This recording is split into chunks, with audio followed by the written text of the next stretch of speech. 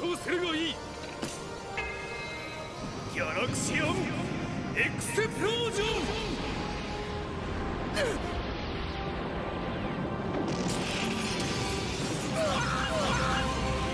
Bonjour à toutes et tous et bienvenue pour cette vidéo un peu spéciale en gros plan. Vous savez que quand je vous parle en gros plan, c'est pour des choses importantes ou pour vous faire plein de câlins et déjà commencer par tous vous remercier. Cette vidéo va servir à faire le point sur la chaîne, sur la première partie de l'année 2019 ou presque, sur la deuxième partie qui va arriver de 2019 et sur la suite. La première chose, le premier constat, je vais bien sûr commencer par tous vous remercier et ce sera la seule fois dans cette vidéo. Nous avons passé les 8000 abonnés.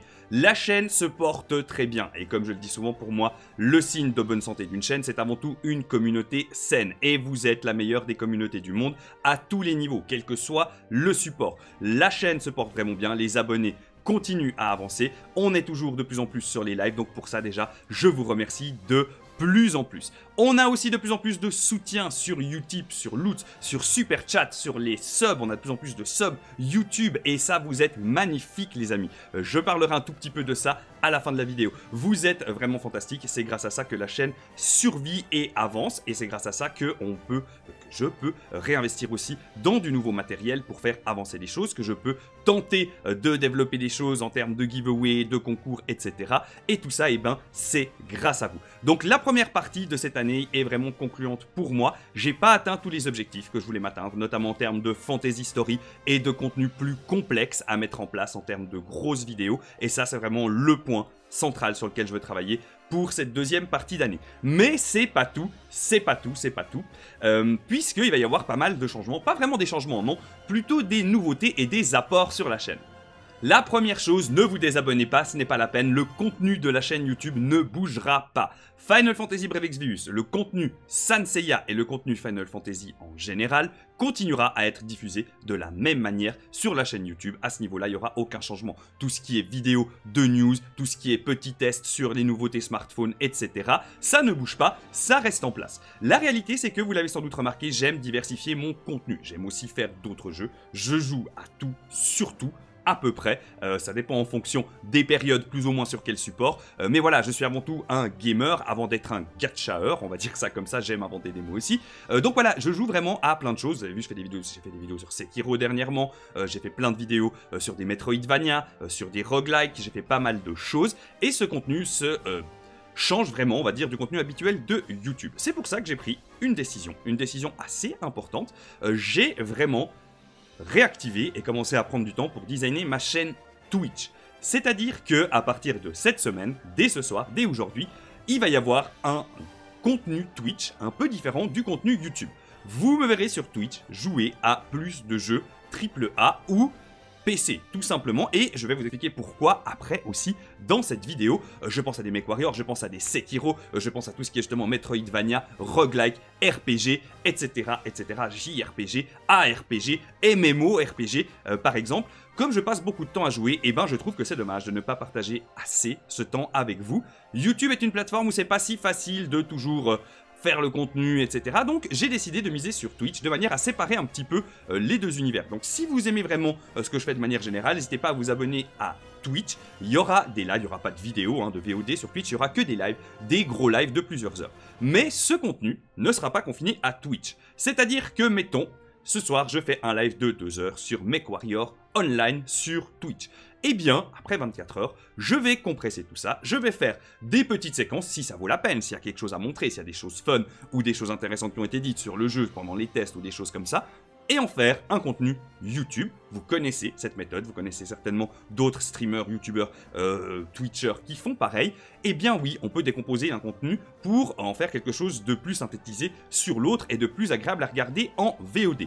Je répète, tout cela ne s'applique pas à FFBE et au contenu Sanseiya, ça ne bouge pas. Les analyses, les reviews, les lives, tout ça, tout reste sur YouTube. La différence, en revanche, c'est que à partir de la semaine prochaine, les lives FFBE et Sanseiya ne seront plus diffusés en dual sur Twitch, tout comme les lives que je ferai sur Twitch sur le reste du contenu ne sera pas diffusé en dual sur YouTube. C'était une grosse petite parenthèse, mais voilà, n'hésitez pas à vous abonner aussi à la chaîne Twitch, elle est dans la description. Et si vous vous en foutez et que vous êtes là pour Final Fantasy et Sanseiya, eh ben vous êtes au bon endroit, ne bougez pas.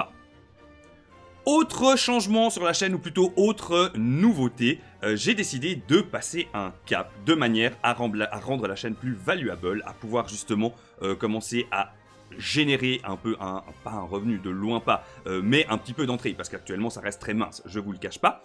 Et pour ça, eh ben, il n'y a pas 36 000 solutions. Mon but, c'est de pouvoir aussi faire des giveaways, de pouvoir partager des choses avec la communauté à travers des concours, de pouvoir remercier les gens qui participent. Et pour ça, à moins de mettre la main au porte-monnaie, eh ben, il faut des sponsors. Ne quittez pas la vidéo et laissez-moi vous expliquer un petit peu. Grossièrement, moi, je reçois 3 types de propositions de partenariat. Jusqu'à aujourd'hui, je n'en ai jamais accepté aucune, mis à part celle du live de Noël. Et pour le coup, c'est tout. C'est tout, donc même pour le live de Noël, c'est moi qui suis allé demander, donc c'est encore un petit peu différent. Mais j'en ai toujours eu, assez régulièrement, et ces temps-ci un petit peu plus, je sais pas trop, c'est par pic.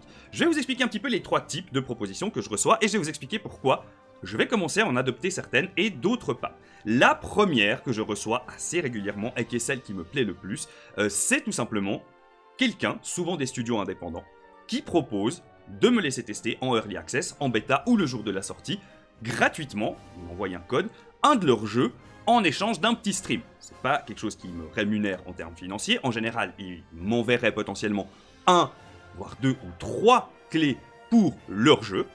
Je ferai un live dessus, je prends un exemple quelconque, un jeu indé sort un Metroidvania, je fais du Metroidvania, ils vont taper Dead Cell sur YouTube, ils vont tomber sur ma chaîne, ils vont m'envoyer un mail.